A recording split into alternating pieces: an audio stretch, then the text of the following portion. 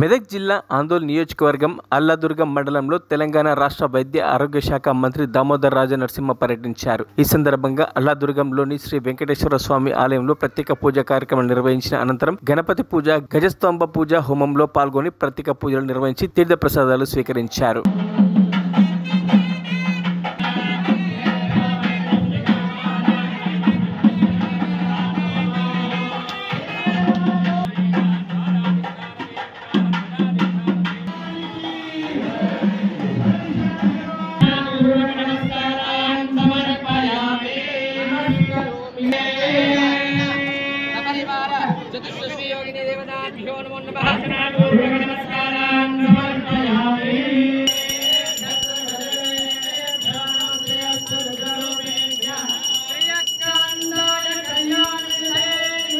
మరిన్ని అప్డేట్స్ కోసం మా ఛానల్ని సబ్స్క్రైబ్ చేయండి.